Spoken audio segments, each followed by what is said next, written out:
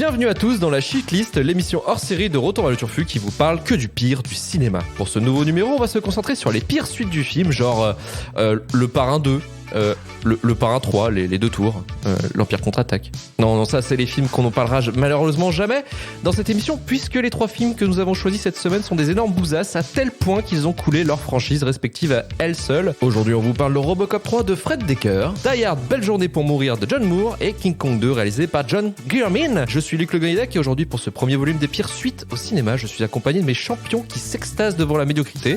Marvin Montes du podcast Final Cut, salut Marvin. Bonjour Twitter. Emmanuel Pedon du podcast Le Coin Pop, salut Manu. Bonjour. Karim Beradia du podcast Le Début de la Fin, salut Karim. Salut. Et Romain Plourde de la chaîne Twitch Ramon Rider, salut Romain. J'ai pas de podcast, bonsoir à tous. Et commençons directement avec des jetpacks à Détroit avec Robocop 3. Le président avait un grand rêve. Il l'avait appelé Delta City. Il n'y a qu'un seul problème. Elle s'est changée en zone de guerre. Entre le chaos et la corruption. Nous avons passé un accord, mon vieux. Entre l'impensable Ici, tu es chez toi. Tu es en sécurité. et l'incroyable. Restez ici! Battez-vous pour garder vos foyers! Entre un flic Tu as demandé du renfort. Police, messieurs, veuillez circuler. et son coéquipier. Ils sont plus là? J'en visualise encore 3. Pardon. 2. Il est difficile de croire qu'elle Robocop 3 sorti en 93, faisant suite à Robocop de Paul Verhoeven en 88 et le second volet réalisé par Irving Kershner en 90, la troisième itération est réalisée par Fred Dekker qui met en scène son troisième et dernier film de sa carrière, attention il y a un indice, et le scénario est coécrit avec l'artiste Frank Miller à qui l'on doit les comics 300, Sin City et les comics Batman Ultra Dark et Couillu. Dark et Couillu justement ce sont pas du tout les adverbes dont on va utiliser pour raconter l'histoire du film, puisqu'on repart encore une fois à Détroit où la méchante société OCP, Omni Consumer Products, décide une nouvelle fois de construire une nouvelle ville du Turfu sur Détroit. Malheureusement, des pèlerins souhaitent rester à Détroit, c'est alors que l'OCP décide d'envoyer Robocop, interprété par Robert John Burke, pour le transformer en CRS qui doit virer les récalcitrants. Formidable prémisse qui ressemble à s'y méprendre à la ZAS de Notre-Dame-des-Landes, Robocop 3 part en prod de façon un peu casse-gueule, puisque l'acteur principal des deux précédents films, Peter Weller, décide de ne pas reprendre son rôle, préférant l'appel du film Le Festin nu de David Cronenberg. Autre boule puante, les producteurs de chez Orion Pictures, en pleine banqueroute, décident d'édulcorer ce troisième volet pour cibler un public plus jeune et ainsi vendre tout un paquet de produits dérivés. Ils vont alors couper et modifier un maximum le scénario de Frank Miller, déjà scénariste du deuxième volet, en enlevant le côté subversif, violent et cynique de l'œuvre. Jusqu'ici, tout va presque mal comme n'importe quel film un peu nul, mais pourquoi Robocop 3 est dans notre ligne de mire aujourd'hui pour les pires suites? Et pour répondre à cette question, je me tourne vers Marvin, qui a eu aussi quelques petits soucis pour mater le film, n'est-ce pas Marvin? Ouais, un petit peu, ouais. Bah, comme tu le disais, en fait, ce qui est important dans Robocop 3, c'est les conséquences, si tu veux, du drame, quoi. C'est-à-dire que c'est quand même un film qui a flingué plusieurs carrières, dont certaines n'étaient pas avouées à se foutre en l'air, à mon avis. Tu vois, justement, comme tu le disais, Robocop 3, il est réalisé par Fred Dekker, donc Fred Dekker qui est pas le pire réalisateur qu'on ait connu en termes de série B. Voilà, Fred Dekker, il est surtout connu pour être un collaborateur et ami de Shane Black, puisqu'en fait, il avait réalisé Monster Squad, que Shane Black lui avait écrit. Shane Black, le scénariste le plus bankable des années 80-90. D'ailleurs, vous l'avez retrouvé dans le film? Il y est. Il est caché. Il est pas très caché. Il fait partie des flics qui font partie de l'équipe de Lewis là au début. Donc il est pas caché. Il est pas caché. Il est pas caché du tout. Donc voilà, il y a eu ça. Et la deuxième chose, alors est-ce que c'est une bonne ou une mauvaise chose? Là, je laisserai aux auditeurs le soin d'en juger. C'est que Frank Miller a décidé après Robocop 3 et Robocop 2, parce que mauvaise expérience déjà, de quitter quelque part l'industrie hollywoodienne jusqu'à ce qu'il retrouve quelqu'un pour lui faire un film, c'est-à-dire jusqu'à ce que Robert Rodriguez serve un peu de prête-nom. Rodrigo serve un peu de prête-nom pour lui réaliser Sin City, quoi. Et donc Robocop 3, donc je remercie Emmanuel Pedon ici présent parce que je crois que c'était son idée. Tout à fait. Il faut rendre à César ce qui lui appartient quand même. En fait, c'est un film qui est plein de problématiques et qui pourtant, à mon sens, démarre sur quelque chose de plutôt cohérent avec l'ensemble de l'univers, parce que la thématique qui se recoupe dans les trois films qu'on va traiter, je pense, c'est que qu'est-ce qui fait que ces suites-là, en tout cas, c'est pas le cas de toutes les suites du monde, mais que ces suites-là sont assez médiocres, c'est l'incompréhension totale de l'héritage d'une saga ou d'un film ou d'un personnage, je pense. Je pense que la thématique centrale, c'est vraiment pas comprendre la mythologie du personnage, quoi. Et pourtant, le film démarre pas trop mal, si tu veux. Tu vois, Robocop, le premier du nom de Verhoeven, c'est un truc qui est un petit peu visionnaire, quoi. tu vois, dans sa vision des multinationales, de l'OCP et tout ça, quoi. Et il se passe un petit peu la même chose au début de Robocop 3, tu vois. On a l'OCP qui est sur le déclin déjà depuis Robocop 2, on va dire, hein, vraiment, qui va être en gros racheté par une multinationale japonaise, donc asiatique, si tu veux. Bon, ils ont peut-être pas misé sur le bon pays concernant le rachat mondial, mais bon, admettons, quoi. Et t'as un truc qui est quand même visionnaire, je trouve, c'est le fait qu'on fasse venir des forces extérieures qui sont issues de l'Amazonie, tu sais, pour nettoyer la ville. Ce qui, mine de rien, quand tu penses à la manière dont on a nettoyé les favelas pour les Coupes du Monde de foot, par exemple, est complètement cohérent, quoi. Tu vois, c'est un truc qui a vraiment existé, quoi. Et le problème, c'est qu'en fait, je trouve que le pitch d'origine est vraiment cohérent, enfin, vraiment en accord avec l'univers, avec tout le lore de Robocop, quoi. Mais le problème d'Orion Pictures, c'est qu'ils ont passé l'intégralité de l'existence de la licence à ne pas assumer l'épisode originel, quoi. Voilà. C'est-à-dire que on savait que Verhoeven avait pris ce projet sans vraiment trop y croire. Hein, c'est sa femme qui lui a dit de le prendre, en fait. Ouais, parce qu'à la base, on sait qu'il disait, voilà, Robocop, c'est un peu complètement con comme truc, quoi. Ce qu'on peut comprendre, voilà, il en avait fait une espèce de Jésus-Christ du fascisme, si on veut. C'est un peu ça, quoi. C'est ça l'histoire de Robocop, c'est la déviance humaniste de l'arme ultime fasciste, quoi. Enfin, telle qu'elle est programmée à l'origine, quoi. Et donc, en fait, bon, encore une fois, dans Robocop 3, on a une incompréhension suprême du personnage, quoi. C'est-à-dire qu'on va tenter de faire prendre l'avantage à son côté humain. Voilà. Alors, je pense que toute la sensibilité du personnage, elle se situe justement dans le fait qu'il soit pas si humain que ça, finalement. C'est-à-dire qu'il obéit toujours à des fameuses directives prioritaires, tu vois. Et en fait, pour moi, vraiment le point de bascule, le truc qui flingue l'ensemble de tout le storytelling, c'est de supprimer sa 4e directive prioritaire, tu sais, qui est la fameuse ne jamais s'en prendre à quelqu'un de l'OCP. Et ce qui est un petit peu le point de départ, le déclencheur en fait d'un film qui devient un revenge movie. Et donc un revenge movie avec Robocop, c'est quand même pas super. Donc voilà, c'est un film qui est très bizarre à juger, très étrange. Qui est complètement cohérent avec ce que Orion voulait faire de la licence, hein, pour le coup, puisqu'on est en train d'humaniser toujours plus Robocop, de lui donner un espèce d'ersatz de famille, en fait. Voilà. Avec la scientifique et la petite fille. On va vendre des jouets après. Hein. Exact, ouais. Et vu que c'est un personnage qui tient d'origine sur ses traumas, en fait, hein, parce que en fait, tout son bagage humain tient sur ses traumatismes, sur ce qui l'a amené à devenir Robocop. Bah, cette fois-ci, qu'est-ce qu'on fait? Truc un peu lourd, encore une fois, en storytelling, c'est qu'on lui rajoute un trauma en tuant sa coéquipière historique, quoi. Voilà, c'est les seules choses qu'on trouve à faire pour réussir à en faire quelqu'un qui finalement va devenir une sorte de vengeur, voilà. Alors après, sinon, s'il faut vraiment parler du film en lui-même, c'est-à-dire que c'est un truc déjà qui est mis en scène comme un téléfilm, hein, véritablement, quoi. C'est un truc hyper fonctionnel. Pas de budget en plus. Ben non, évidemment, pas de budget. Il y a absolument rien qui se passe. Enfin, tout est filmé en champ contre champ, mais vraiment, c'est assez troublant, quoi. Surtout quand on voit d'où vient cette licence, quoi. C'est quand même assez terrible. Voilà, il y a quelques trucs qui fonctionnent encore. Je trouve que le D209 en espèce de stop motion fait toujours un petit peu son boulot, quoi. Tu vois, même si là encore une fois, il est perverti pour devenir un peu l'arme des gauchistes, quoi. Tu vois, c'est ça. Non, mais vraiment, quoi. Tu vois, avec cette petite fille qui le reprogramme et tout. Enfin, c'est façon de le reprogrammer, d'ailleurs, je m'en suis pas. Ouais, avec des fuck you, quelque chose. Enfin, ça n'a aucun sens, quoi. Et puis bon, le film a quand même un gros problème de direction artistique. Je pense vraiment qu'il est une pauvreté effarante en termes de décor, quoi, par exemple. Tu vois, le fait que tout le film se passe sous terre, déjà, c'est un aveu de faiblesse, quoi. C'est crasseux.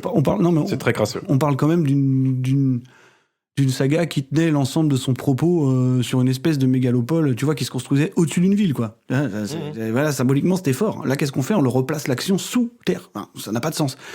Puis bon, voilà, casting aux fraises, quoi. Alors d'ailleurs, je vais renvoyer un petit message à Karim, hein, puisqu'on a encore Cécile Spander, dont on parle dans absolument chaque podcast.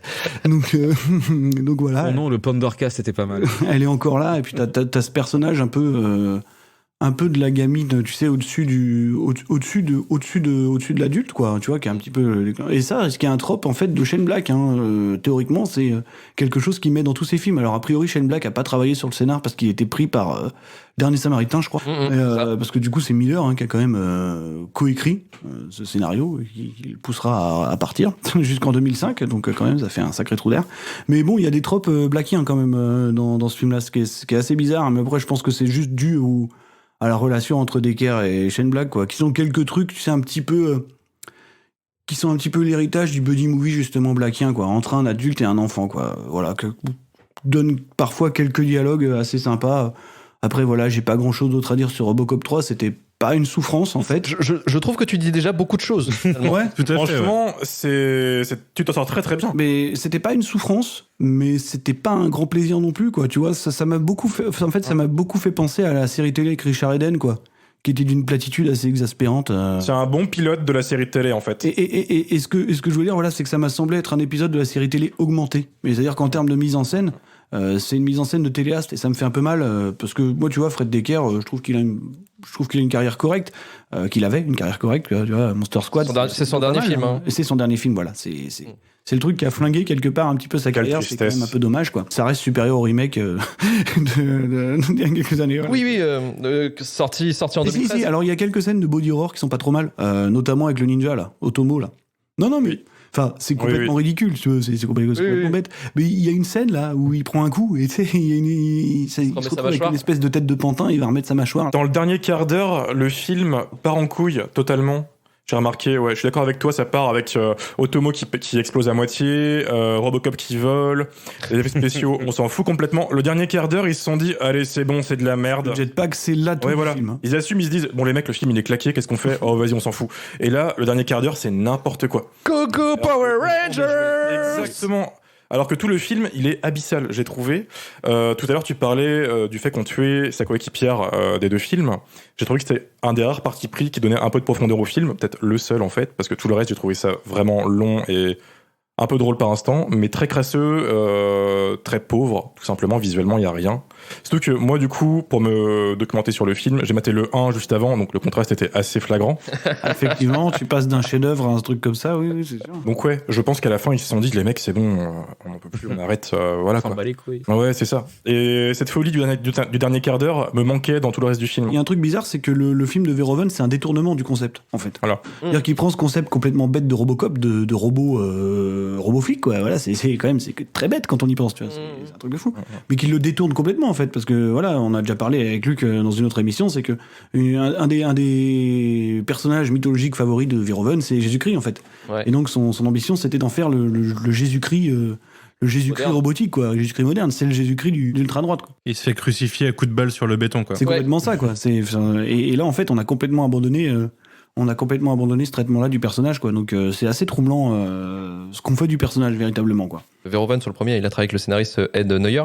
Ouais. Effectivement, il y a aussi ce côté réac d'un Européen qui débarque à Hollywood aussi, parce qu'il y avait Bien sûr. ce côté-là aussi, c'est que c'est le premier film de Verhoeven aux États-Unis. Évidemment. Sauf que Fred Decker, lui, pour le coup, est un pur produit d'Hollywood. Verhoeven, lui, d'un côté, c'est quand même un Européen qui réagit au travers en fait de la société américaine, de ce qui le rébute en fait en disant mais qu'est-ce que c'est ce pays de cons.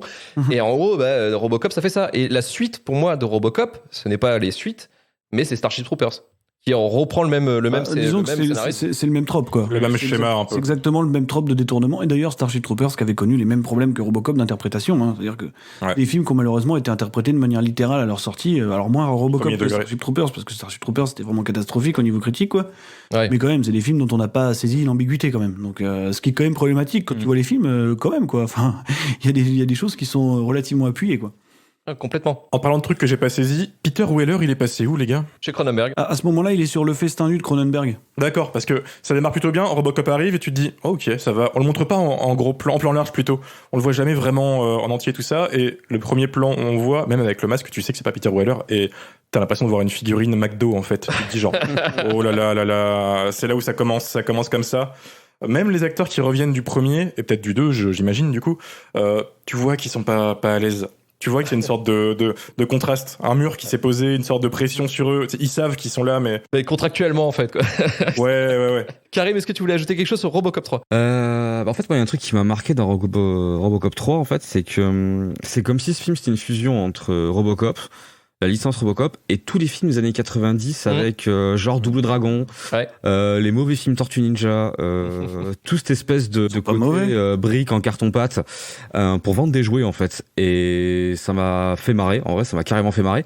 Et j'ai trouvé ça chelou parce que le début du film il te met pas là-dedans, comme tu disais Marvin, en fait, le début du film, le côté rachat d'une corpo, les Japonais sont les méchants, ceux qui nous rachètent, c'est le côté milice, hein, vraiment limite privée, qui déloge des gens. C'était vachement cool, mais effectivement, comme tu disais tout à l'heure, le quart du film, justement, c'est ce qui me fait barrer, c'est que J'ai pas su comment prendre le film pendant la première moitié. J'ai pas su, en fait, si c'était juste qu'il était sérieux mais avec pas de thunes, ou s'il y a un moment il allait continuer ou pas, et à un moment juste il part en couille. Moi, le moment où c'est parti en couille, c'est lors de il y a un moment, il y a une course-poursuite entre un camion et Robocop. Robocop est dans une Cadillac rose, c'est décapoté. Oui. Donc moi, dans ma tête, pendant 2 minutes, j'ai vu Robocop en Barbie mobile. Et il y a un truc, par contre, moi, que je sais pas comment le prendre dans le film, il y a un moment, il y a vraiment une pub pour des jouets, pour Captain, je sais plus quoi. Et je sais pas du tout, en fait, c'était quelque part de l'ironie. Je veux dire, c'est de la part de placer ça comme ça, ou c'était vraiment une vraie pub dans l'idée, on joue sur les codes. Je pense que c'est un truc du lore, parce que depuis le premier, t'as ça, quoi. Tu vois, vraiment, c'est vraiment un clin d'œil au lore, parce qu'il y a toujours ça, il y a même dans la série télé, t'as tout le temps une pub pour un truc complètement fucked up, tu sais, produit via l'OCP ou via une corpo, quoi. Voilà, je C'est ça. Et Fred Decker, c'est un bon faiseur de série B, mais il est pas con. Non, vraiment C'est pas John Moore qu'on verra dans très peu de temps. Mais je pense qu'il sait ce qu'il fait. Ouais, bah en tout cas, c'était pas, en vrai, c'était pas le pire des films que j'ai bouffé aujourd'hui, parce que j'ai fait les 3 dans la journée. Quel malade. Quel malade. Non, mais au moins, Le t'es bien crack. imprégné. T'es bien imprégné. Mais ça va, là pour le coup. J'ai des absences. Mais en vrai, non, c'est le film, il fait juste, on dirait, enfin, il fait très production aux années 90, un peu à chier, avec pas beaucoup de budget, qui sont sortis. Ça m'a fait penser à Ken le Survivant des années 90. Ça m'a fait penser à Captain America des années 90 aussi. T'as la même style mise en scène téléfilm M6. Heureusement que Robocop a des bonnes punchlines quand même, jusqu'à la toute fin d'ailleurs. J'ai pas compris par contre l'idée de la fin du méchant japonais qui revient et qui fait preuve d'humilité devant le grand patriote américain. Et parce que c'est un japonais vu par des américains, cherche pas. C'est ça. Ouais, non mais j'ai trouvé ça simplement. très vexant en fait tout le long du film, ce côté les japonais c'est les méchants. Mais après j'ai pas détesté. J'ai juste l'impression qu'Alyssa Milano elle arrivait à un moment dans le film, c'est tout en fait. Ouais, parce que ça faisait Double Dragon. Ouais, mais tellement, c'était pas détestable. En vrai, ça va, c'était. En fait, il y avait il y aurait pu avoir des bonnes choses. Ok, c'est un. Non. Ok. Manu, de l'autre côté. Alors moi, c'était pas la première fois que je le voyais, c'est moi qui l'ai proposé, et c'est marrant parce que Marvin, tu parlais de Starship Troopers. J'hésitais à proposer Starship Troopers 2 ou 3 à la base. Et c'est dans l'idée. Alors, ce qui est marrant, c'est que je l'ai vu pour la première fois, je sais plus, vers 2003-2004. Donc 10 ans après sa sortie, sachant que je suis assez fan, je suis très fan du premier et j'aime beaucoup le 2. J'en avais un bien moins bon souvenir que le produit fini que j'ai revu hier. Moi j'ai fait comme Karim, j'ai tout revu en une journée et finalement c'était clairement pas le moins bon film que j'ai vu dans ma journée. Ah bon ? J'étais juste perplexe devant l'idée que Robocop avait fait un crossover avec Sliders saison 4 dans sa réalisation. Tellement. Mais à part ça, en fait, je trouve qu'il a plein de bonnes idées. Mais ça a été dit, tout tombe à côté, tout est perverti par le fait d'avoir le cul entre 4 chaises, je dirais même, dans ce film. Et ça en donne un produit abject dans son ensemble. Et en fait, pour moi, c'est vraiment le dernier quart d'heure en fait qui flingue tout le propos du film. À partir du moment où Robocop arrive dans ce combat de une rue sur 200 mètres avec son jetpack, qui est absolument dégueulasse, et que derrière on enchaîne sur le combat contre le méchant avec son, les deux méchants robotiques, Meilleure scène. qui vont se faire niquer en étant reprogrammés, tu le sais d'avance quoi. Cette fin c'est assez l'enfer, mais sur le début il y a des bonnes idées, il y a des trucs qui sont pas subtils du tout, genre des rafles, tu te dis tiens, grosse métaphore des nazis. Attends, c'est même pas une métaphore, c'est que c'est carrément cité. Il y a Cicely Sponder. Ouais, 10 secondes après, très subtil. Sponder qui fait nazi scum ou nazi shit. Ouais. Okay. Très bien, j'avais compris la subtilité. Merci Fredo. Mais et puis cette vision de la programmation des années 90 me fait encore assez mal, qui a perduré dans les années 2000, mais quand tu écris sur un terminal Sweet as a Puppy pour que le truc soit Sweet as a Puppy, j'ai un peu du mal avec ça. Non, il y a juste un truc en fait qui m'avait marqué, c'est vrai que j'y pensais plus, c'est que tu sais, par rapport à on se disait que Verhoeven il a quand même un certain goût du grotesque, tu sais, il l'assume complètement, qui peut un peu le rapprocher des Wachowski par moment, et en fait tu sais, dans le premier Robocop il assumait justement complètement le grotesque du truc, quoi. Tu sais, le côté un peu ridicule, quoi. C'est-à-dire cette manière de se déplacer, là, tu sais, c'est complètement con, quoi. Et en fait, c'est pas du tout le cas de Robocop 3, quoi. J'ai vraiment l'impression qu'il essaye d'en faire une espèce d'icône, quoi. Tu vois, vraiment. Oui. En fait, c'est-à-dire qu'on le filme carrément. C'est totalement ça. C'est le but, ça. on le filme en contre-plongée, il sort de sa voiture au ralenti avec un bras mécanique. Enfin, c'est complètement fou, alors que normalement. Il est filmé comme un Schwarzy en fait. Exactement, ouais. Son arrivée, il sort même pas au ralenti de la voiture, il sort par le toit. Ouais, il sort par le toit au ralenti. Alors que Pour normalement. aucune raison, il aurait pu sortir tranquille. Alors que normalement, c'est conscientisé, on le fait bouffer des petits pots pour bébé et tout. Enfin, tu sais, il y a plein de trucs comme ça dans le premier. Et dans le niveau iconisé, son arrivée et puis le thème de Robocop qui se lance alors qu'il est en train de sulfater des mecs tout autour de façon, je dirais pas gratuite parce que bon, ils sont en train d'attaquer ses potes flics et que c'est un moment assez symbolique le fait qu'il ait refusé ses ordres pour venir les sauver. Mais c'est découlinant de merde. Ouais, c'est vraiment le truc qui m'a le plus flingué, quoi. C'est cette manière de le filmer comme un héros, quoi. Tu vois, ce qui était jamais le cas chez Verhoeven, quoi. Il assumait complètement le fait que ce soit ridicule, quoi. Enfin, voilà. Et puis c'est hyper particulier. Tu sais pas comment prendre Robocop dans le statut de Robocop au sein du film. T'as une réplique au début avant qu'il soit là sur le fait que la police c'est pas des robots et tout. Enfin t'as une réplique à la télé de ce grand méchant, celui qui sera un des grands méchants finaux. Cette espèce de général nazi, quoi. Et tu te dis, mais du coup, quel est le statut de Robocop dans ce monde et tout, enfin, dans cette suite. En fait, non, il arrive tranquille, il fait partie de la police comme les autres. C'est ça qui m'a choqué, moi. Après le premier, en regardant pas le 2. ils passent leur temps à dénigrer leur invention, en fait, depuis le 2. Hein. C'est un truc, enfin, c'est presque un acte manqué, le truc, quoi, tu vois. C'est les mecs qui passent leur temps à essayer de dénigrer le machin qui leur sauve la vie à chaque fois. Ah, bah, c'est carrément un running gag. Mais j'ajouterais en plus sur le film, vu qu'il a été un petit peu édulcoré en fait et largement modifié pour le tournage, il y a un truc chelou moi que j'ai pas réussi à capter, c'est que ils ont voulu faire un film résolument familial. Ou du moins plus édulcoré, donc c'est-à-dire que il y a ce côté possiblement familial. Voilà. Mais le problème, c'est que en fait, donc en gros, ils construisent le film en étant Robocop qui est accompagné par une scientifique gentille et une enfant gentille qui est capable de tout, comme Kevin. Comment il s'appelle l'autre de Maman, j'ai raté l'avion. Là. Kevin McAllister. Kevin McAllister.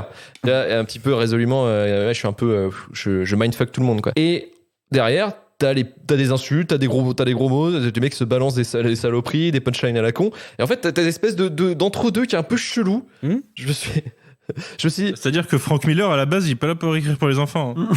Oui, non, mais on est d'accord. Mais c'est ça, ouais. Parce que ce qui est rigolo dans ces trucs-là, c'est de savoir qu'est-ce qui reste de quoi et de qui. Bah, tu vois que la production, elle est arrivée en mode bum sur le scénario et c'est extrêmement drôle parce que tu vois que il y a deux mantras qui se collent pas, quoi. Tu vois que dans Robocop 3, il y a vraiment la volonté de mettre tous les codes qui ont bien marché dans les films d'avant. Moi, il y a des moments, t'as des moments de Terminator 2, t'as plein de moments en fait qui reprennent vraiment tout le cinéma de début 90 jusqu'à 93. Il y a du cynisme qui remarche bien, qui est repris dans le film, je trouve. Un petit peu. Moi, il y a une scène que j'aime beaucoup. Alors déjà, j'avais oublié qu'il y avait Bradley Whitford dans ce film. Qui joue un des deux sbires de l'OCP. Il y a une scène où il se balade dans l'OCP avec son pote, je me rappelle plus comment il s'appelle, mais que je sais est déjà là dans les films d'avant, et où il y a un mec qui saute par la fenêtre, il se dit non mais moi je me tirerais une balle. Ouais, c'est mieux, c'est plus propre. Et littéralement 1 minute 30 de scène plus tard, tu le vois se faire virer et du coup prendre son flingue et sortir de la pièce. Tu sais que tu vas entendre un coup de feu dans la minute qui suit et tu l'as, quoi. Et ça j'adore beaucoup, enfin j'aime beaucoup cynisme. Cette idée, ce cynisme, je trouve que ça marche bien et c'est très Robocop premier du nom dans l'idée, tu vois. Mais au milieu de ça, t'as C.J. Ponder et même la mort de Lewis que je trouve un petit peu ridicule. Les Goonies. La petite fille, quoi. Ouais, ça. C'est horrible. Et ce moment où, je sais pas si vous avez remarqué, mais ce moment où il tombe devant l'église. Oui, bah oui. Où il se fait shooter par les flics. Et où il tombe et tu vois qu'en fait ils ont pas mis le dessous des pieds de Robocop. C'est les chaussures du mec qui est dans l'armure en dessous. J'ai pas fait gaffe. J'adore. Ah bah il y a plein de gaps comme ça. Il y a aussi le cascadeur caucasien là qui remplace le ninja japonais là, à un moment donné, quoi, une galipette. Ouais. Voilà, il y a plein de trucs comme ça. Il y a des montages aussi qui sont un peu niqués, mais c'est. Il y a son cou aussi. Son cou, c'est moitié du tissu là. Oui, il part en couille des fois. Tu sens la galère au make-up. Il y a aussi plein de trucs qui n'ont pas de sens, quoi. Genre Robocop, il est par terre, il est éclaté. En fait, tu peux le porter tranquille, tu sais. Oui, c'est vrai. Il pèse pas. Il le porte en mode à 4 dont la gamine. Tonnes, à peine. Il le porte comme s'il porte un canapé, quoi, finalement, quoi. Allez, ça. C'était Robocop 3. On s'est bien amusé à en parler. Maintenant, on va passer au film suivant qui va être un peu moins drôle puisque ça va être Die Hard. Vous savez ce que je déteste chez les Américains? chaud en fait. Surtout les cow-boys. Vous êtes américain? Ouais. New York. Vous êtes flic? Ouais. Ça va faire du bruit. Comment vous savez que je suis flic? Vous avez pas l'air d'un avocat.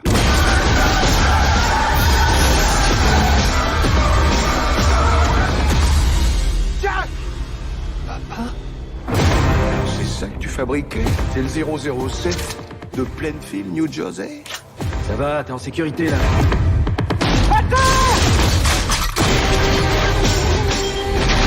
Sécurité mon cul! Ce type est une menace. Terrorisme, trafic d'uranium militaire, armes nucléaires. Il faut que quelqu'un l'arrête. C'est très bien, mon fils. Tac, tac! Oh. C'est quoi, un flingue de pirate? C'est la vieille école, mec. Comme toi, non? Si. Die Hard 5 ou Die Hard Belle Journée pour Mourir, sorti en 2013, scénario de Skip Woods, scénariste de X-Men, Wolverine, Hitman et Code 47 Hitman. Il y avait un scénario. Ouais, c'est surprenant, hein. Et réalisé par John Moore, à qui on doit notamment le foirage total de l'adaptation au cinéma du jeu vidéo Max Payne en 2008. Belle Journée pour Mourir ou Belle Journée pour Crever en québécois envoie à Moscou notre héros de la franchise, le flic John McClane, interprété par Bruce Willis. Pourquoi ? Eh bien, pourquoi pas ? Puisqu'il est en Russie, non pas pour le boulot, mais pour rechercher son fils, Jack McClane, interprété par Jay Courtney, qui est un acteur, qui ne donne plus de nouvelles à son papa, normal, Non, pas il est d'accord. en tôle. Mais en le retrouvant à un procès, il va apprendre que son fils est en fait un agent secret de la CIA mandaté pour arrêter un réseau de terroristes afin d'empêcher qu'ils mettent la main sur des codes nucléaires. Vous remarquerez quand même la petite subtilité, je voudrais dire. Un film d'action qu'on nous a promis comme étant un vrai revival actionneur avec non pas un, mais deux McClane. On pouvait s'attendre à un vrai divertissement, mais finalement, qu'est-ce qui s'est passé pour que ce film finisse dans notre shitlist aujourd'hui ? Et je vais me tourner vers Romain. Romain, qu'est-ce qui s'est passé ? Il s'est passé plein de choses. C'est de ma faute si on parle de ce film ce soir, donc déjà je m'excuse à vous quatre. Merci. Je suis très fan de la saga Piège de Cristal et j'ai vu Die Hard 5, du coup, Belle Journée pour Mourir, en 2013 au cinéma. Et je me suis dit, peut-être que 8 ans après, le film a changé, on a vieilli, nos opinions vont changer. On peut le réhabiliter, qu'on a été peut-être. un peu. Exactement ce que je comptais faire de base quand je t'en ai parlé. Peut-être qu'on est des boomers, voilà. Le regret est total, je m'excuse. Pour moi, Piège de Cristal, c'est un film qui est assez unique parce qu'à l'époque, on se bouffait beaucoup de Schwarzenegger, de Stallone bien musclés qui font la guerre, ça transpire, c'est bien luisant, invincible. Et d'un coup, on se retrouve avec John McClane dans Die Hard, vulnérable, humain, au milieu d'une situation qui est très compliquée. Vraiment, ça allait à l'encontre de tout ce qui se faisait à l'époque. Le anti-héros parfait, Bruce Willis. Et 4 films plus tard, on se retrouve avec l'inverse. Donc, le héros invincible qui tabasse tout le monde alors qu'il a 60 ans, il mange des balles, il s'en fout complètement. Une réalisation catastrophique, digitale, pourrie, shaky cam, bien, année 2010, vraiment ce qu'on se mangeait à l'époque partout, parce que quand t'as pas d'idée de réalisation, tu secoues la caméra, c'est pas grave, ça fait de l'action, ça fait de l'attention. Jason Bourne. Exactement. Jai Courtney qui joue le fils de John McClane. Bon, personne ne connaît Jai Courtney maintenant. Voilà, ils ont tenté à l'époque. Suicide Squad. Suicide Squad, frère. Suicide Squad. Terminator Genesis. Voilà. Et 3 secondes dans Alita. Exactement. Son meilleur film. Et le pire, c'est que j'ai trouvé que le film commençait de manière correcte. On retrouve du coup John McClane, Bruce Willis, grisonnant, calvitie totale, la barbe blanche, tout ça, qui tire des balles au commissariat, qui est en pleine dépression. Et tu te dis, peut-être qu'on va aborder des sujets comme la paternité, les soucis avec les enfants, des choses qui sont raccord avec Die Hard, puisque malgré l'action des premiers films, c'est quand même une saga qui est profondément humaine, au fond. On aime ses personnages, on aime les sidekicks, on aime le côté humain, et on peut s'identifier à John McClane, le daron divorcé, calvitie, enfin, voilà. Et ça dure 2 minutes. 2 minutes. On est à Moscou, vraiment, ça pète directement. Et tu te retrouves dans un scénario qui n'a ni queue ni tête, tu sais directement qui est le traître, qui est le méchant, c'est très mal réalisé, c'est dans une lumière bleue, parce que forcément, dans un film américain, quand t'es en Russie, tout est bleu. Parce qu'ils sont tristes. C'est ça. Bruce Willis ne fait aucun effort. C'était le début de sa carrière des TV. C'est là où vraiment il s'est dit, allez, c'est bon. Moi, je m'en vais. Y a pas de Retraite dorée. Oh, ça avait déjà commencé, je dirais. Ouais. Mais, C'est ça. Je pense même que c'est une tentative de sursaut de se replacer un peu dans le game. C'est ça, le réflexe post-traumatique. Tu sais, en mode, peut-être que voilà. Mais non, hélas. Et un truc qui m'avait hypé à l'époque, c'est que comparé au 4, on retrouve quand même le John McClane qui insulte et il y a du sang. Parce qu'on dit ce qu'on veut, mais c'est quand même une saga assez violente et le 4 était assez édulcoré. Et c'est un des rares trucs positifs du film, je dirais. Un peu de sang, un peu d'insultes, un peu de barbarie par instant qu'on retrouvait dans les premiers, et c'est vraiment tout ce c'est positif, tout ce que je peux dire de ce film. Ça dure 1h30 et ça aussi c'est un avantage parce que ça aurait pu être beaucoup plus long et au moins on est sauvé d'une purge de 2 heures et ça c'est très très bien. Je me suis fait le director's cut aussi pour être sûr que vous ne loupez rien. On ne loupe absolument rien. Quel staccanoviste. On retrouve au début du montage cinéma un caméo de Mary-Elizabeth Winstead qui revient du 4. La continuité était là, c'est parfait, elle joue bien. C'est une scène qui est très cool en plus parce que du coup on trouve un personnage qu'on aime plutôt bien dans le 4. Ils l'ont enlevé dans le director's cut. Ils l'ont tège pour, au final, un panoramique de Bruce Willis qui sort d'un taxi en disant « Ouais, vas-y, bisous ». Et tu te dis « Waouh !» Mais même le director's cut ne va pas. Et tu te dis, en fait, que contrairement à Robocop 3, où c'est les producteurs qui avaient vraiment merdé et qui avaient fait chier Fred Dekker, je pense, là, c'est vraiment John Moore, le réalisateur, qui n'avait au final aucune vision et qui savait vraiment pas ce qu'il faisait. Et ça, c'est triste quand tu as une franchise qui a quand même été initiée par John McTiernan, quand même. Quand même, le prestige, quoi. Et ça, c'est très frustrant, parce que c'est aussi une saga, on va dire, un peu premium, comme toutes les 3 franchises dont on parle ce soir, et on en est là, quoi. On en est là. Et ça fait 8 ans qu'on tente de voir où est-ce qu'on va dans cette franchise, est-ce qu'il y aura un 6, etc., parce que Bruce Willis, il est pas tout jeune. Peut-être qu'il y avait une tentative de succession avec Jay Courtney. Bah non, mais moi je le vois un peu comme ça. Hein. Peut-être. À l'époque, c'était l'idée, je pense. Ouais. Bah, c'était l'idée, mais l'idée, elle est merdique. oui, c'est sûr. Il y a aussi des dialogues, des articles que je lisais sur un possible reboot avec un jeune McClane en CGI. Mais je crois que ça a été abandonné. Ouais, très mauvaise idée, ça. Bruce Willis en a reparlé, il détestait ça, il avait refusé. Tant mieux. Je crois que l'idée c'était d'avoir Bruce Willis plus une version du personnage jeune avec une sorte des deux. Mais pour moi, en fait, ils sont mis dans une impasse avec ce film et c'est pour ça que je pense que la saga doit mourir, tout simplement. Ouais. Laissons-la crever. C'est marrant que tu parles de Mary-Elizabeth Winstead et de son cut dans la director's cut. J'adore Mary-Elizabeth Winstead. Cependant, ce que je trouve dit ce film 5, quand tu l'enchaînes avec le 4, ce que je n'ai pas fait ce week-end, rassurez-vous. Moi, je l'ai fait. Mais c'est qu'au final, John McClane, on apprend dans le premier film qu'il a une fille et un fils. Sa fille, ça va devenir une fille en détresse qui va être là pour garder les liens familiaux, et son fils, ça devient un John McClane 2. Sur les rôles dans la famille, je trouve pas ça ouf dans le message. C'est dans le thème. Hein. Donc à la rigueur, qu'il l'ait cuté du 5, c'est peut-être plus respectueux pour le personnage en elle-même. C'est vrai. J'ai bien aimé cette manière qu'a le film d'introduire le fils de John McClane. Du coup, on le voit une seconde dans le 1 en bébé, et là, on le retrouve. Il n'y a pas un effort de fait pour te dire que c'est son fils, ou même pour tenter de donner une profondeur au mec. Vraiment, dès le début, c'est Jean-Michel Badass qui est invulnérable. Tout le monde se prend des headshots, il court partout, il s'en bat les couilles. Comme son papa. Ouais, mais du coup, quand tu as vu le 1, 2 et 3, même le 2 qui est quand même pas très apprécié, mais qui restait quand même dans le ton, ça manque de sueur et du côté un peu très vulnérable qu'ils avaient dans les premiers. Là, le mec, il est déjà hyper stock. Il contrôle tout, directement. Dans le camion, il y a 2 secondes où il dit « Oh, papa, t'es là ?» Puis après, hop, direct, il sauve son daron, tout ça, ça part, c'est un espion. Il n'y a pas une seconde de développement. Il préfère plutôt mettre des vannes pas top sur les vacances de John McClane, alors qu'il est pas en vacances, comme on disait tout à l'heure.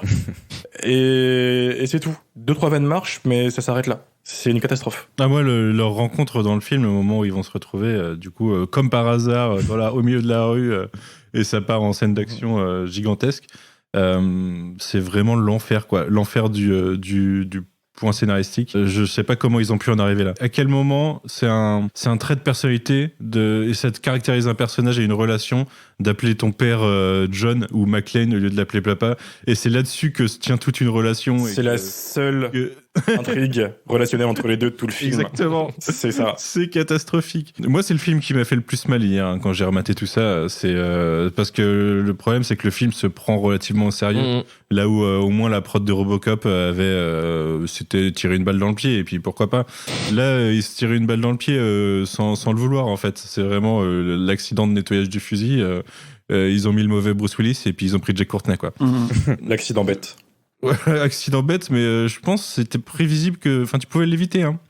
Tu pouvais ne pas faire le film, déjà, ça aurait évité quelques problèmes. Tu pouvais engager quelqu'un d'autre que John Moore, parce qu'il faut aussi rappeler que John Moore est un cinéaste qui n'a vraiment rien de bien dans sa carrière. Je veux pas être méchant gratuitement, mais Max Payne, bon, voilà. Haïti, qu'est-ce qu'on en pense? Nul. On n'en pense rien. Rien. Voilà, Rien. la malédiction. Nul. Aïe, aïe. Voilà. Le vol du phénix. Je crois que. Nul. Vas-y. C'est ça. Et son prochain film, il y a quand même marqué qu'il a réalisé Die Hard 5 sur l'affiche. Tu sais qu'ils ont aucun argument commercial. Juste pour rebondir là-dessus, moi je suis pas trop d'accord. Enfin, à mon avis, je pense vraiment pas que John Moore. Alors oui, je suis d'accord avec vous sur le fait que je pense que c'est un tâcheron en fait, si pour l'ensemble de sa carrière. Après, je pense vraiment que c'était un pion de la Fox, un peu un soldat, parce que la prod exécutive c'est Bruce Willis. Et je pense vraiment que c'était un espèce de sursaut, tu sais, voyant sa carrière de début de DTV s'amorcer. Vas-y, je vais tenter de surfer sur ma saga Rennes pour pour retrouver un peu le chemin des grosses prods, quoi. Et donc il fallait un cinéaste. Et puis il fallait un cinéaste fonctionnel, quoi, pour essayer de le mettre en valeur et de suivre un petit peu les consignes du général, tu vois. Moi je voyais plutôt un peu ça comme ça. D'ailleurs, John Moore, il a fait tout un scandale à un moment donné en parlant de quelque part d'une espèce de release de John Moore Cut, tu vois. Bon, le truc, c'est que lui, il a monté son mouvement un peu tout seul, donc personne n'avait envie de voir ça, quoi. Donc heureusement, ça s'est pas concrétisé. Tu sais, sur un Snyder Cut, ils étaient 13 et ça a marché. Ouais, mais 13 personnes très toxiques. C'est beaucoup plus fort, en vrai. Mais non, en fait, du coup, on parlait tout à l'heure de problèmes de caractérisation de personnages, et là, on est en plein dedans, en fait. De caractérisation de la mythologie d'un personnage et d'incompréhension de son héritage, et là, on est en plein dedans, en fait, parce qu'en fait, on peut quand même rapprocher, on peut beaucoup rapprocher l'arc Die Hard 4, Die Hard 5, tu vois.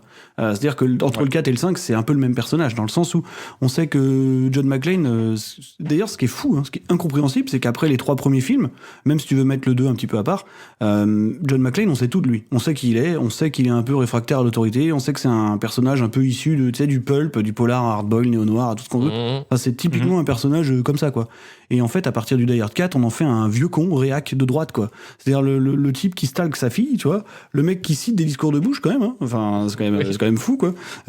Et de quelle manière, en plus, dans le Die Hard 4, enfin, on essaie de le caractériser comme un vieux con, c'est en faisant croire au public que confondre Star Wars et Star Trek, c'est un truc de vieux con, parce que, genre, Star Wars et Star Trek, c'est un truc de jeune hype branché, quoi. Déjà, tu dis que les mecs, c'est vraiment des vieux cons, vraiment à un point de fou, quoi. Et en fait, le 5, au début, il essaie un peu de renier ce côté réac, justement, de pro-bouche et tout, en mettant, tu sais, de manière extrêmement subtile, pendant une scène de stand de tir, un portrait d'Obama en fond, de manière hyper voyante, tu sais, genre, non mais regardez, on n'est pas si méchants, mais enfin, on vous a grillé les mecs. Mais par contre, il y a quand même un souci majeur, enfin, je sais pas si ça vous parle ou pas, mais est-ce que vous avez compris le découpage de Die Hard 5, quoi? Alors vraiment, quoi. Absolument pas. Parce que au-delà du montage, qui est nul, on y reviendra, mais voilà. Mais en fait, c'est surtout un problème de format d'image. Enfin, quelqu'un sait, et c'est une question que je me pose, pourquoi il est tourné en 1.4, enfin, pourquoi on a arrêté le scope? C'est-à-dire que le CinemaScope, c'est le format classique de Die Hard, depuis le premier. C'est ce qui faisait que dans le premier, t'avais... Il avait pas changé dans le 4 déjà? Ah si, à partir du 4. Non, dans le 4, c'est en scope. Non, c'est en scope. Okay. Alors, ma théorie, il y a beaucoup de cadrages quand même qui mettent en avant certains décors, parce que c'est la Russie, tout ça. Il y a beaucoup de cadrages ils aiment bien isoler les personnages au milieu avec un décor gigantesque. Et je pense que c'est l'unique raison qui pourrait justifier ça, mais en effet ça m'a choqué parce qu'il y a des cadres du coup qui sont très très vides. Parce qu'en fait le principe de Die Hard, premier du nom, c'était que t'étais dans un environnement clos, extrêmement resserré, et du coup tu filmais en scope. Donc en fait ça te donnait une espèce d'ampleur, c'était la clé en fait de McTiernan qui te permettait de vraiment savoir tout ce qui se passait au niveau géographique, quoi. Tu vois, c'était vraiment la clé de McTiernan en tant que gestionnaire d'espace, quoi. Et en fait du coup là il filme en 1.85, donc le 1.85 c'est un format vachement resserré, on filme de près, c'est un espèce de carré en fait, hein, c'est vachement de hauteur sur pellicule, ça veut dire que c'est l'espèce de format classique américain des années 70, quoi, en fait. Et du coup, mais c'est très étrange qu'on ait décidé de passer au 85 au moment où on n'est plus du tout en lieu clos. Enfin, je vois pas le principe. En fait, tu poses beaucoup de questions pour John Moore. Est-ce que tu penses que lui, il a pensé à ça? Oui, je pense vraiment que c'est réfléchi. C'est ramené. Oui. Non, moi je pense vraiment que c'est réfléchi pour répondre à ça. Je pense vraiment que c'est. Parce qu'ils ont donné une caméra. Ouais, mais moi je pense. En fait, je pense. Ouais, c'est ça. Vraiment, tu parlais par exemple tout à l'heure de shaky cam, de caméra portée, tout ça. Et en fait, je pense vraiment que c'est l'héritage du polar télévisuel des années 2000-2010, quoi, tu vois, plus proche d'Alias que de The Shield, hein. Non, mais pour ce que tu disais, Marvin, pour moi, l'utilisation de la shaky cam et tout, j'ai l'impression même pas qu'elle cherche à être fonctionnelle, j'ai l'impression que c'est juste thématique, en mode c'est une scène d'action, mais pourquoi, je sais pas. Et c'est ça, je trouve très gênant dans le film, en fait, c'est que tous les outils qu'il utilise, je suis assez d'accord avec Romain, j'ai l'impression qu'il sait vraiment pas pourquoi il les utilise, en fait. C'est en mode, c'est la seule scène de trahison du film, tu vois, genre pareil, lumière jaune, ce que tu veux, voilà. Dès que t'as un archétype, on va dire, d'outils de mise en scène qui peut être utilisé, c'est utilisé, mais j'ai l'impression vraiment sans aucune pertinence. Ah, mais J'ai c'est vraiment clair. l'impression qu'il se balade. Le film à la base, c'est un film, bon, comme on l'a dit, hein, c'est un film de commande. Et concrètement, il y a plusieurs réalisateurs qui devaient passer dessus, mais qui ont dit pop, non, j'y vais pas.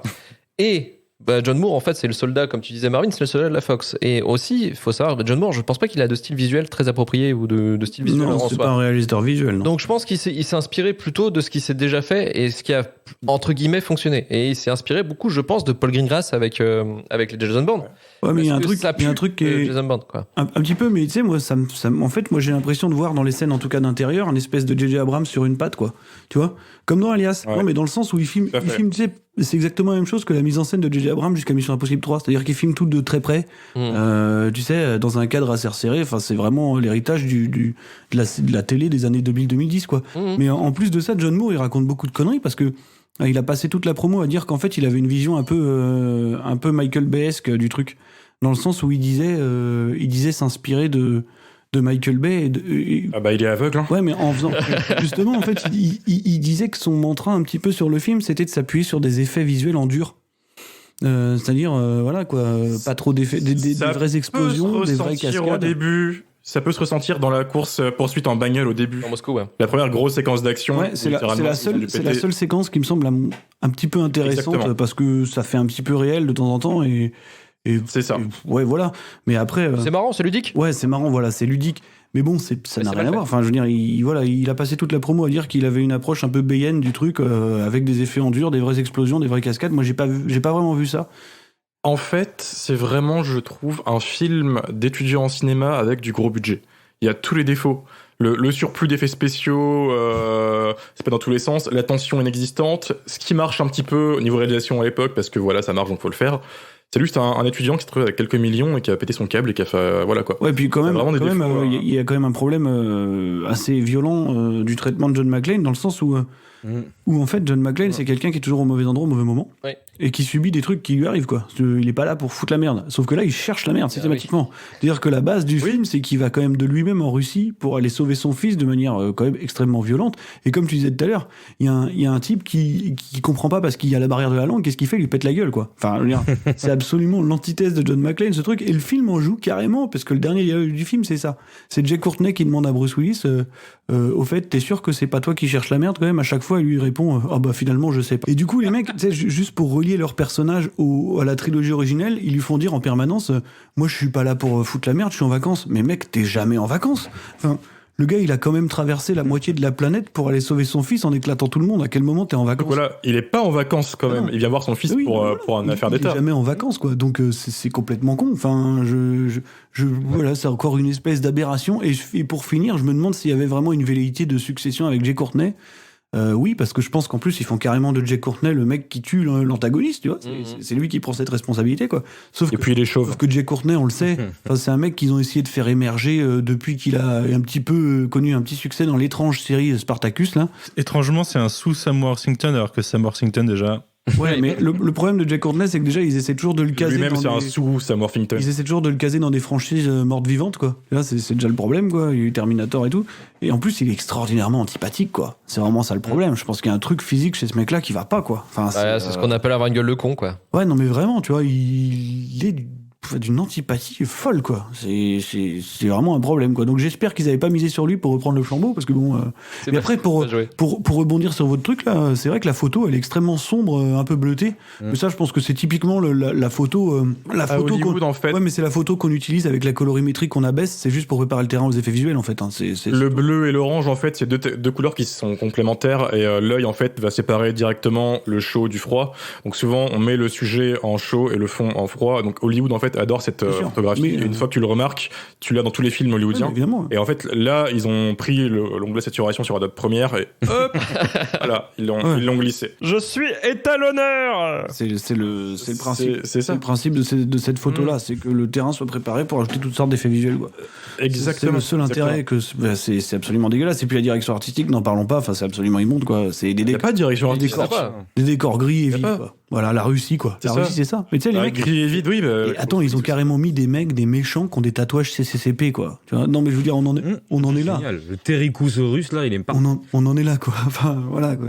Le seul trait de caractère de ce personnage, il mange une carotte. Il a l'occasion de les tuer et non, il fait son speech de bad guy en mode. Et des claquettes. Oh là là, je suis méchant, etc.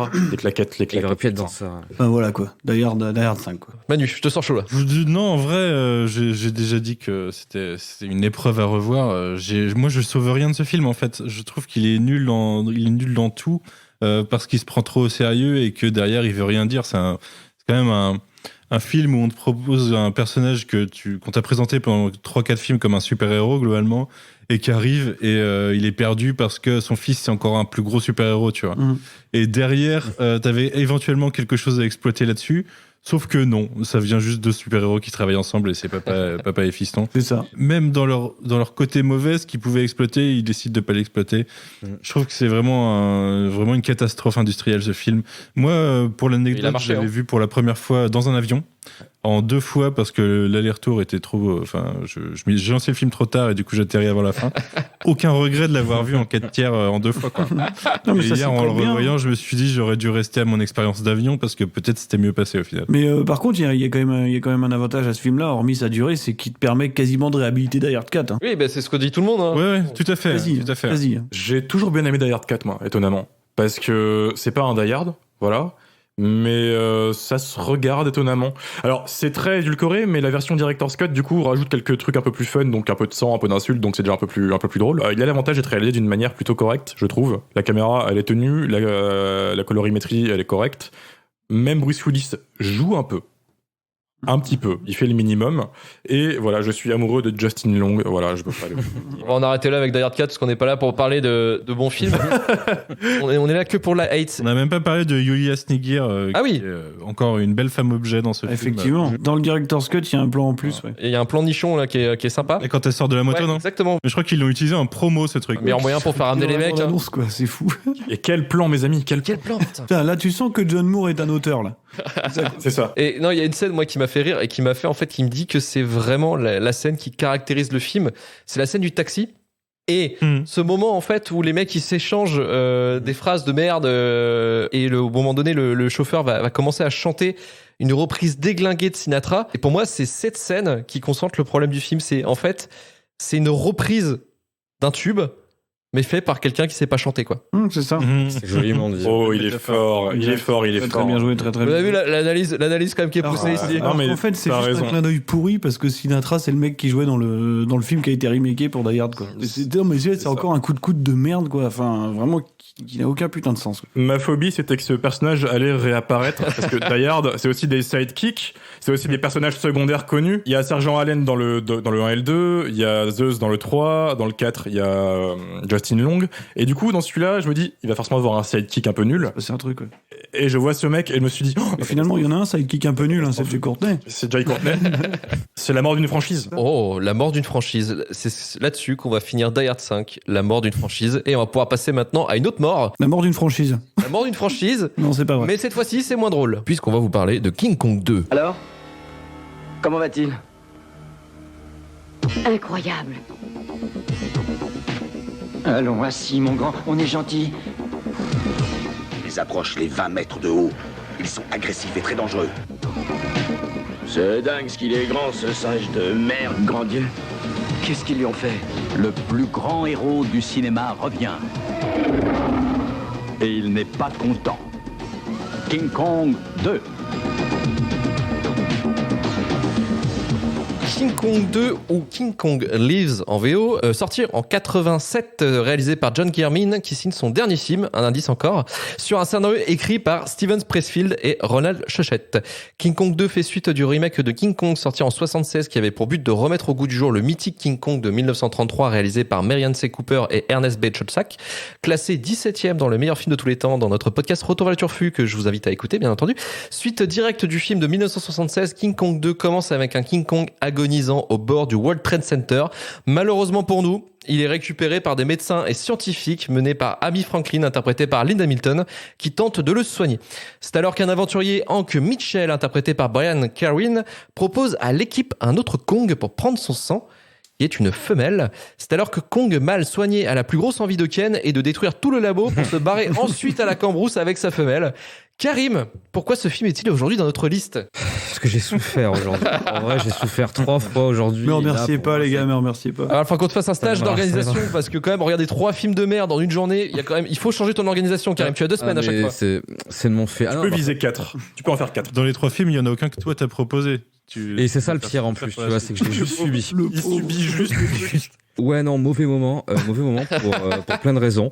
Mauvais moment parce que c'était trop long, et mauvais moment parce qu'en fait, aussi, il m'a fait susciter des questions vraiment que je pensais pas en regardant un film. Déjà, pourquoi je m'infligeais ça ? Parce que nous, mec, tes potes, Ouais. tes frères, tes refrais. En vrai, non, il y a vraiment qui m'a gêné. La première chose qui m'a gêné dans le film, en fait, c'est que il s'attarde que sur les choses que tu n'as pas envie de voir. C'est con parce que le film fait 1h40. Le film raconte plein de choses. Mais que ce que tu t'en fous. Je veux dire, il y a, je prends l'exemple con, mais genre, Kong est malade. Kong se fait opérer. 1/4 d'heure de forceps démesuré.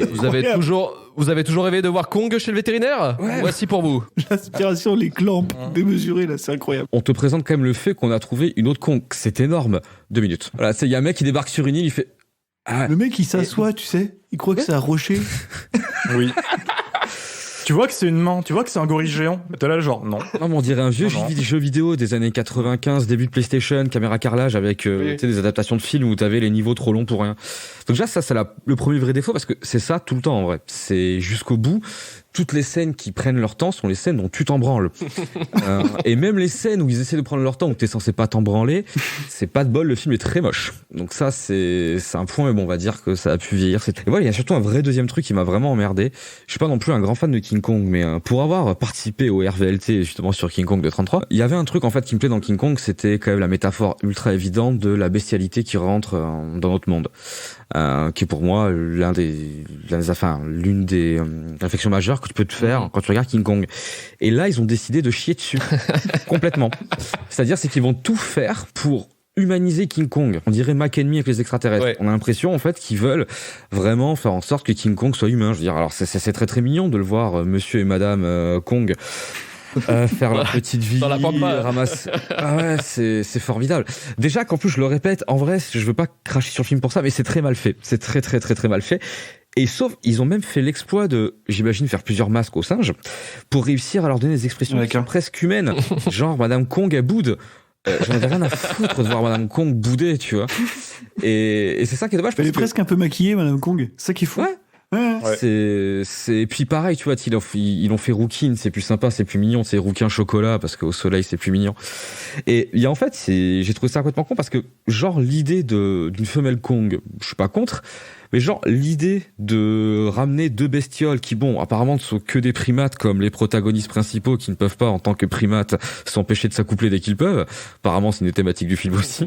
Mais par exemple, l'idée, genre, imagine qu'ils se cassent tous les deux et qu'ils arrivent à prendre un brin de montagne et que c'est une vraie reconquête de la montagne parce qu'ils ont niqué l'écosystème et qu'ils ont recréé une nouvelle chaîne alimentaire, ça aurait été cool. Mais non, j'ai plutôt l'impression de voir les pierres à feu. Enfin, c'est un mélange entre les Bigfoot et pierres à feu. C'est très étrange. Donc non, c'est un film qui m'a vraiment fait chier. J'ai vraiment eu du mal à tenir.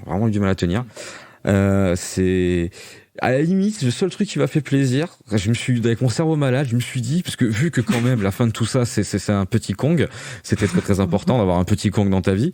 Mais je me suis dit que c'était peut-être intentionnel, mais je suis pas allé chercher parce que la suite officielle de King Kong, c'est Son of Kong. C'est Son of Kong. Donc est-ce que John Guillermin avec ce grand monsieur Dino De Laurentiis qui derrière devait encore avoir plein de grandes idées, s'est pas dit hey mec, est-ce qu'on ferait pas du genre un truc presque legit mais on le justifie qu'à la fin.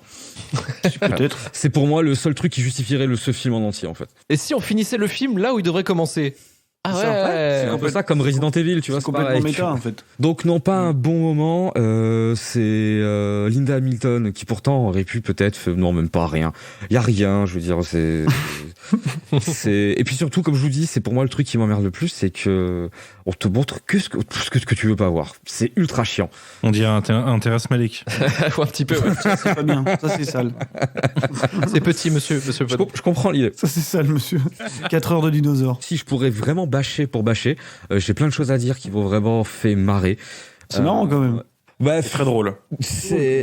c'est un peu trop long pour être très drôle, mais il y a une scène quand même qui m'a marqué, c'est la scène de monstre King Kong mange des gens, ça fait comme ça là. Les gens, bref. Déjà, il y a un effet spécial qui est formidable, c'est vu qu'il faut des différences d'échelle, et ils ont compris le même effet spécial que moi en primaire, c'est-à-dire tu mets des calques et voilà, tu vois, c'est vachement bien. Et ça donne une scène où Kong avec des couilles, pas Kong sans couilles, décide parce qu'il veut aller chercher sa femme, parce qu'il est en rut et parce que le pouvoir des phéromones et les animaux s'aiment et les animaux sont sauvages et putain ça m'énerve.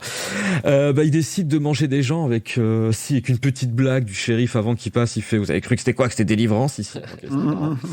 Il y a 2-3 vannes sur le cinéma qui sont un peu marrantes. Et j'avais espoir qu'il soit un peu comme Carnosaur, tu vois, c'est sorti en 93, production Roger Corman, qui laisse côté cinéma de genre un peu revanchard. Et même pas, parce qu'en plus, quand je me suis renseigné après, c'est pas du tout ce que j'imaginais. C'est un film à moyen budget quand même. Et opportuniste, complètement opportuniste. Ouais, mais pour l'histoire, c'est Dino De Laurentiis qui, suite à une rediff de King Kong 76 à la télé, qui avait battu des scores d'audimat, s'est dit tiens, si on n'avait pas un coup à jouer. En même temps, je pense que ça n'a pas trop changé ces dernières années, vu le nombre de fois que Kong a été mis à l'écran ces 10 dernières années. Mais voilà, donc, pauvre grand singe qui aura subi trop de mutilations et trop d'adaptations qui n'étaient pas nécessaires. Manu, tu veux y aller? Vas-y. Mais ça va être court, parce que ça aurait légitimement pu être le film devant lequel je me suis endormi avant ce podcast. Ou alors que c'était Vendavision. Vide. Alors que non. Jusqu'au bout. Non, je pense que je me suis endormi devant les infos en vrai. Mais... Ah, il est perturbé. Je m'étais vraiment endormi avant ce podcast. Non, je trouve ça vide. Je trouve que on se fait grave chier, qu'il apporte rien, qu'il compromet son propos originel. Mais à la rigueur, le seul truc qui me fait marrer, c'est le personnage, je me rappelle plus comment il s'appelle, le héros, quoi. C'est Mitchell. Qui est un petit peu, qui est un peu drôle en tant que personnage et qui éventuellement apporte le minimum de vie qu'il y a dans ce film. Mais sinon, je suis assez d'accord avec Karim. Déjà la scène de l'opération. J'ai l'impression d'avoir passé une demi-heure devant. Avec le cœur artificiel qui descend à 2 à l'heure. Avec le cœur artificiel, ouais. Et derrière, puis cette intrigue sur l'université qui veut absolument être l'université qui a un Kong. Et déjà, ça n'a pas de sens, ça tient pas. Oui. Cette concurrence, ça n'a pas de sens. Donc, normalement, ils ont compris que c'était pas une bonne idée, quoi. Théoriquement, historiquement, ils auraient dû comprendre que c'était pas une bonne idée. Mais moi, juste pour vous raconter l'anecdote, parce que c'est moi qui ai proposé ce film, j'en suis assez fier. Merci. Juste pour vous raconter l'anecdote, en fait, c'est parce qu'il y a pas si longtemps, j'ai revu un film de Kirk Wong qu'il a réalisé aux États-Unis qui s'appelle Big Hit avec Mark Wahlberg et Christina Applegate, tout ça quoi.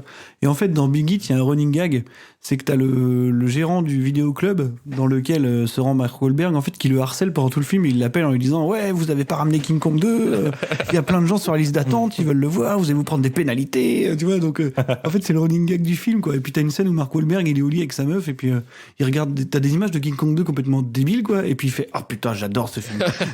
Et donc je me suis dit faut que je leur voie et faut que je leur montre quoi, ils ont besoin de voir ça. Et, merci. Et de rien. Ce podcast c'est de la faute de Mark Wahlberg. Voilà. Quelque part. Et en fait du coup c'est ma seule découverte cette semaine. C'est déjà pas mal tu vois.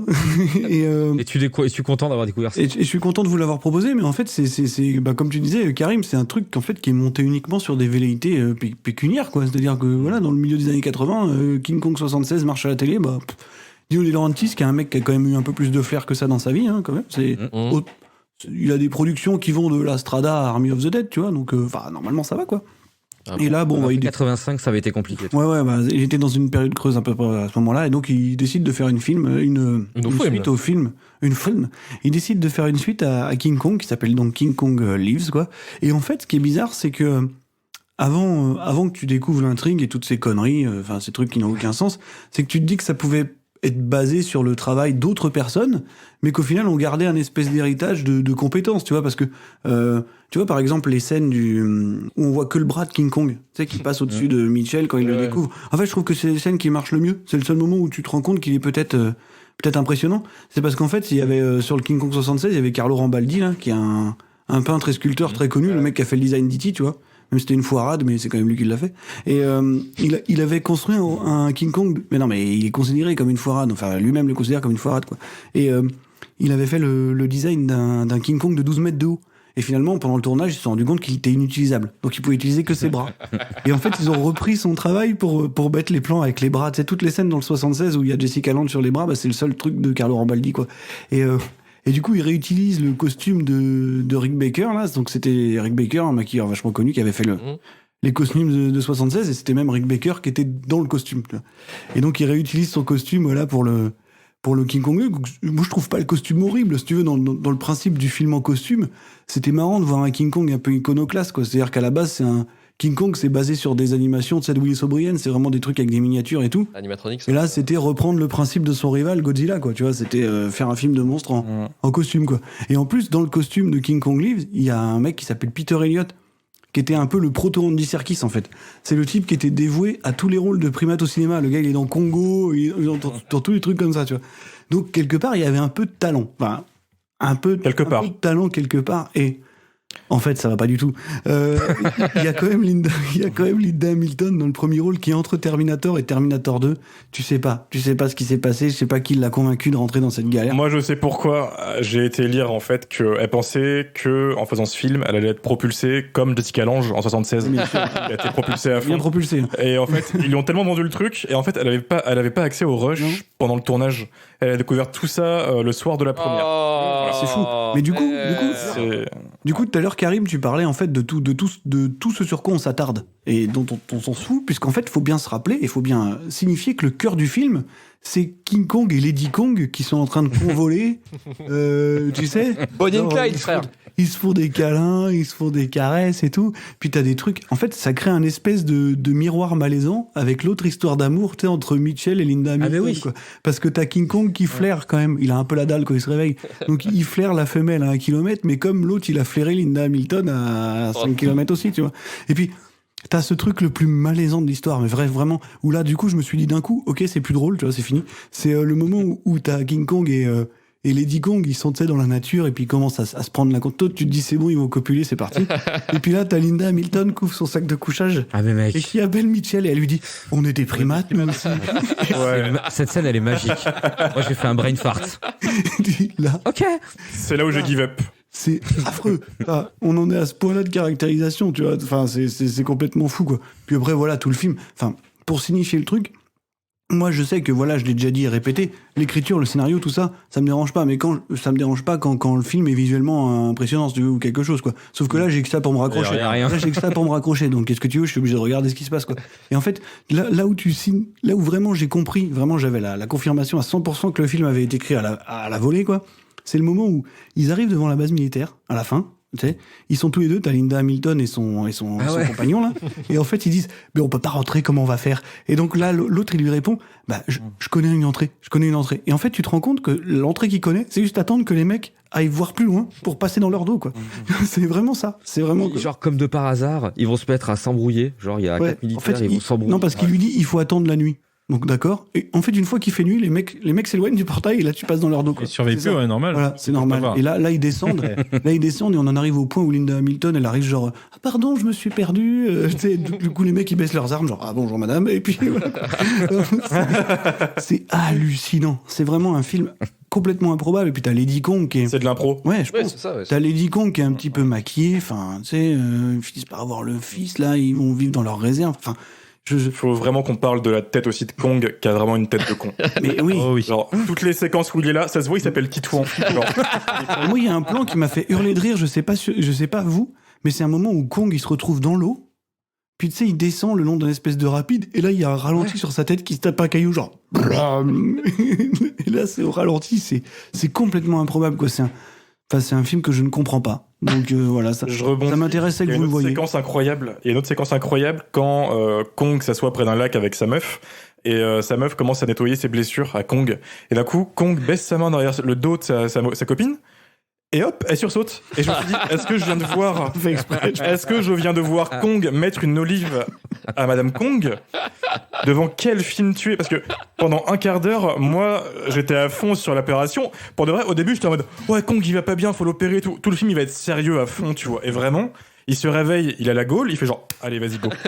Tout le film, c'est ça. Et je me suis dit. Il a un nouveau cœur, frère. Mais c'est ça, mais je me suis dit, putain, c'est Jean-Marie Palardi, le film qu'il a réalisé. Ça va pas. Le pire, c'est que tu sais, c'est en fait le problème du King Kong 2, après, pour être pour être complètement définitif là-dessus, c'est que c'est évidemment un film qui traite son sujet avec un sérieux de tous les instants, quoi. Enfin, ils y croient vraiment à fond, les mecs, à leur histoire de King Kong qui a besoin d'une transfusion sanguine, tu vois, pour continuer à faire battre son cœur, quoi. Enfin, vraiment, ils y croient, quoi. C'est vraiment ça le problème, hein. Enfin, je veux dire, il y a déjà eu des suites de Kong, on l'avait dit, Son of Kong et tout.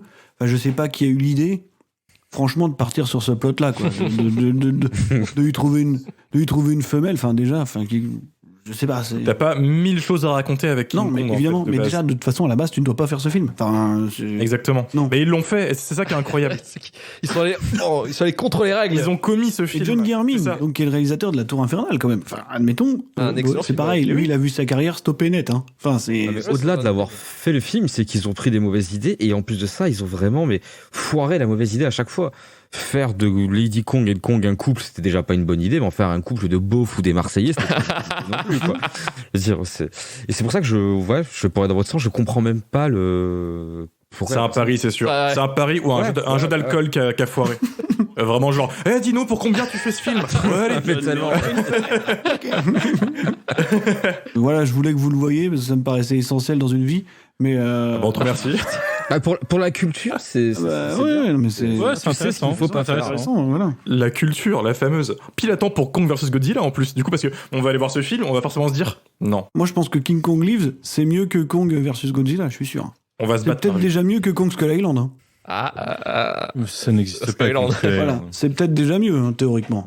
C'est sur ce débat enflammé qu'on va arrêter tout de suite. Non, moi je m'arrête pas là. Non, mais Marie, tu te calmes, bordel. Moi je veux du sang. Karim, retire-le, s'il te plaît. Il est en train de partir en couille. Allez, on part sur Kong Skull Island. Allez, parce que voilà, c'est ça la pire suite en vrai. C'est ça, c'est Kong Skull Island, c'est de la merde. Enfin, c'est un. Non. Là, c'était l'apéro, là. Arrêtez ça tout de suite. C'est fini avec King Kong 2, on passe au courrier de Durandos. Allez, salut, bisous. Arrivé à la fin du film, j'ai senti un truc sur ma joue. Je me suis demandé ce que c'était.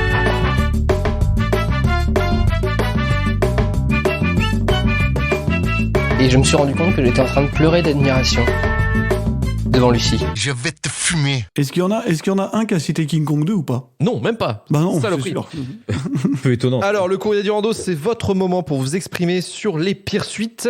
Alors, on en a eu pas mal, on a une centaine comme de propositions, beaucoup de Indiana Jones 4, forcément, l'évidence. Basic Instinct 2. Bah oui, je pense qu'il aurait eu sa place, mais ça aurait été peut-être trop évident de l'attaquer directement. Fallait s'échauffer avant, je pense, sur les volumes des pires suites. On a Arthur Froment, justement, qui nous parle d'Indiana Jones et le Royaume du Crâne de Cristal, ou 4, qui n'existera jamais dans un autre monde, même dans les pires des expertises, pour changer un peu la donne. Independence Day 2 également, ou la saga Saw, qui aurait dû être une trilogie. On a Benji Magie qui nous suit et qui va chier sur Jurassic Park 2, The Lost World Jurassic Park. Le premier était génial, ces suites n'a rien d'intéressant, un seul personnage revient du premier film. On fait un safari foireux sur une île jamais vue avant, et on lâche un T-Rex dans la ville comme King Kong, 60 ans avant lui. Pas terrible. Ouais, mais c'était cool. Ça, c'est dur. C'est dur. Je suis désolé. Qu'il a pas vu King Kong. Benji Magie, là, écoute-moi bien. Non, ça c'est dur. Non, ça c'est dur. Quand t'as Jurassic Park 3 qui arrive derrière, c'est dur de dire ça. Ouais, c'est vrai. Putain, oui. Aurélie nous dit sur Twitter Kingsman 2 et Pacific Rim Uprising. Pour moi, il y en a deux que j'arrive vraiment pas à pardonner parce qu'ils ont tellement gâché ce que les premiers films avaient construit. Ouais, effectivement, Pacific Rim Uprising, il y a un petit commentaire? C'est de la merde. C'est l'incompréhension totale. C'est la même chose que l'émission d'aujourd'hui en fait. Pourquoi? C'est un mauvais animé. J'enlève tout ce qui faisait ce que je trouve vraiment formidable dans le premier, quoi. Donc pour en faire un film avec des robots qui bougent à 4000 à l'heure. Le film cherche vraiment à tout détruire. Sans pluie, sans vent, sans éléments, sans rien. Enfin, sans gigantisme en fait. Sans cinématographie en fait, hein, sans idée. Sans cinéma. C'est normal puisque c'est un réalisateur de télé qui réalise. Ouais. Et malheureusement, on s'est tapé ça. Allez, sur Instagram, là c'est mitraillette, hein. Là c'est j'ai envie de dire Jurassic Park 2 qui est le déclenchement de tous les mauvais Jurassic Park World. Mais arrêtez avec Jurassic Park 2. Frenchy Shooter. Conneries, non, Frenchy Shooter, ça va. Mais arrêtez, cite les noms. Luc, donne les prénoms. J'ai pas les prénoms. Vous savez, c'est l'anonymat d'internet, ça dit beaucoup de conneries. Hein. Non, ça va pas le faire. C'est pour ça aussi qu'on a plein de corps. Spirou 184 nous dit allez, Highlander 2, mais vraiment parce que c'est vous. Ouais. Ça c'est vrai. Guillaume FGR nous dit Silent Hill Revelation 3D, rien que le titre. Mais qui a vu ça déjà? Il a pas tort. Moi je l'ai vu au cinéma. Ah non, il est horrible. Vous l'avez tous vu Silent Hill 3D? Non. Non. C'est lequel, pas ça, ça. Silent Hill Revelation? Oula. C'est le deuxième, en fait, c'est ça? Ça, c'est la suite. C'est le deuxième. Ah ouais, le moi, deuxième. j'en ai pas trop de souvenirs. Ouais. Il chie sur le premier. Clairement. Ah ouais? Il aurait eu sa place ce soir ici. Vraiment, c'est n'importe quoi. Et c'est mal toujours fait, c'est mal réalisé filmé. par... Non. Non. c'est Gans, hein. Non, ça aurait été trop bien. Non, c'est pas Gans. C'est le même producteur, mais c'est pas Gans. Mister Voya nous dit 3 films, Deadpool 2, Kick-Ass 2 et Independence Day 2. Effectivement, hein, tout ce trio de merde. Independence Day 2, tu veux dire le film préféré de Durandal de je sais pas quelle année? Oui, ça, c'est 2016, je crois. Romanito.sa nous dit Les Bronzés 3. Alexandre Beaufreton nous dit Battle Royale 2. Énorme déception, on l'avait même pas terminé au premier visionnage. Bon, effectivement, on est d'accord là-dessus. Film pro-terroriste, quand même. Ça se vaut. Film pro-terroriste. Ça se vaut. Ouais. On a Sin City 2 de la part de Amazingly Normal Adventures qui nous dit Sin City 2, trop de temps entre les deux, pas la saveur du premier, effectivement. Aucune Ouais, saveur. mais en fait. Sin City, c'est déjà de la merde. Robert Rodriguez, c'est de la merde de base. oui. Depuis 2007. Bah oui. Bah, depuis qu'il est né. Oh putain. C'est Non. Attendez, on fera un Robert Rodriguez, le shitlist Robert On Rodriguez. n'a pas le temps. Mais on verra ça après. Niels Gerard nous dit Alien Covenant, putain de Ridley, t'es mort. Putain, on n'a pas pensé à ça? Ouais. Si, j'y ai pensé, moi, mais. Putain, c'est vrai que c'est Moi, la j'y ai pire pensé, suite de mais je l'univers, voulais pas le regarder. C'est vrai que c'est la pire suite de l'univers, Alien Covenant. Parce que moi, je le mets en pire préquel, en fait. Ah, c'est vrai. Ouais, mais c'est la Covenant, suite de la d'un préquelle. Ah oui. Ouais, mais ça reste le préquel d'Alien. Oui, mais la suite de C'est de la Prometheus. merde, quoi qu'il arrive. Ouais, mais est-ce qu'on a vraiment le temps de parler de ça? Franchement, vaut mieux parler de King Kong 2 que... Attends, il a vraiment envie de le placer, son putain King Kong 2. Sur la sélection ce soir, les gars, quelle était pour vous la pire suite? Ah, Die Hard 5 pour moi. Die Hard 5. Marvin? Die Hard 5. Die Hard 5. Karim? Je veux dire Die Hard 5 parce C'est que le plus détestable, pitch, vraiment, quoi. Ça te 5 sur Imagine-toi John McClane à Moscou. Eh bah putain, c'est 4 sur 4, 4 Die Hard 5 pour le prix d'un, c'est incroyable. Die Hard 5 élu pire film de la sélection. C'est incroyable. En même temps, King Kong 2, franchement, il était pas loin. Hein. Ouais, mais c'est moins détestable. Mais il y a le côté ovni, en fait, qui joue pour lui. Ouais. Alors que Die Hard 5, c'est vraiment tout qui est détestable. Et puis Die Hard 5, c'est un film qui veut te faire aller au cinéma. King Kong 2, à la rigueur, j'aurais su que j'allais pas y aller, tu vois. Non. Pas né la sortie de King Kong 2, au pire, il te dit Ouais, tu le regarderas chez toi, on s'en fout, tu vois. C'est ça, ouais. Mais Le petit plaisir personnel, tu sais. Aucun facteur désillusion dans King Kong 2. Mais avec Die Hard, ils essayent de nous piéger. J'attendais déjà à voir un nanar. C'est scandaleux ce qu'ils font. Ouais, effectivement. Scandaleux, c'est le mot. Le mot de la fin, Ouais, je pense. ouais, Die Hard 5, scandaleux. Belle journée pour être scandalisé.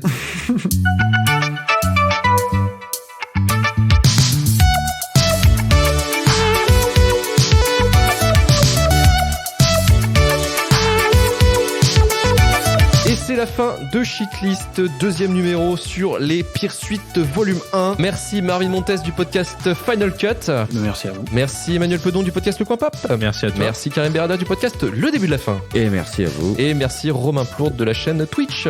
Ramen Rider. Eh oui, un gamer chez les cinéphiles. Merci à vous. Merci à vous et merci à vous de nous avoir écoutés jusqu'au bout. Retrouvez-nous dans 2 semaines pour un nouveau numéro pour vous parler du pire du cinéma. hervé@gmail.com pour nous proposer des sujets aussi incroyables que celui-là qu'on est en train de traiter. Rejoignez-nous sur Twitter, Facebook, Instagram, Discord. Retour@chauffu.com pour retrouver tous les épisodes de RVLT du début de la fin et de Shitlist. 5 étoiles sur Apple Podcast, iTunes, ce podcast addict comme d'habitude. Partagez un maximum le podcast si cela vous a plu. Bisous, à bientôt. Ciao. Salut. Ciao, bisous. Au revoir.